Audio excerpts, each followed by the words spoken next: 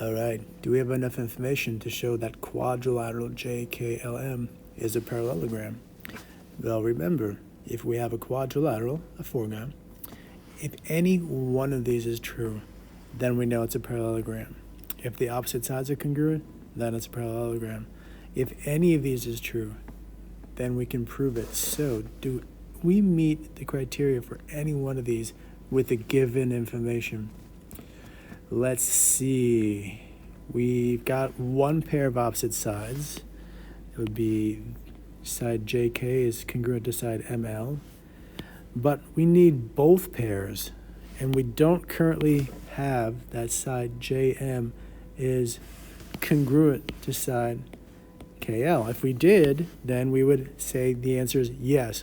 We have enough information to prove it's a parallelogram, because if opposite sides are congruent, then it's a parallelogram. But we don't have the yellow ones.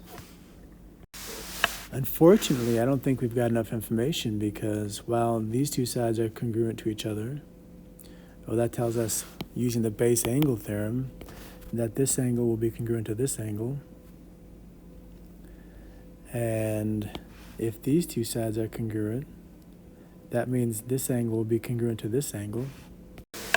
But that's not enough information. You might think we can prove that these triangles are congruent to each other, and maybe the left side and the right side are corresponding parts, but we can't. Just because these two side lengths are the same as these two side lengths doesn't mean that these two angles, while they're congruent to each other, we don't know that they're congruent to these two angles. So we can't prove that anybody's parallel. We can't prove that any other angles of this triangle are congruent to this one. We can't prove that these sides are congruent. We cannot prove that the shape is a parallelogram. This is a really tough one.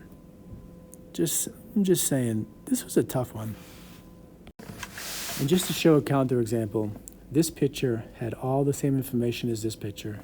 The top side, middle diagonal, bottom side. Top side, middle diagonal, bottom side.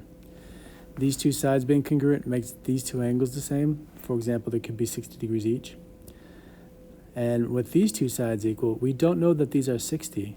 These two sides can be equal, and they could be 80-degree angles. So we do not have enough information. And as I said, this was a pretty dang tough one. Kudos to you, anybody who gave it a shot.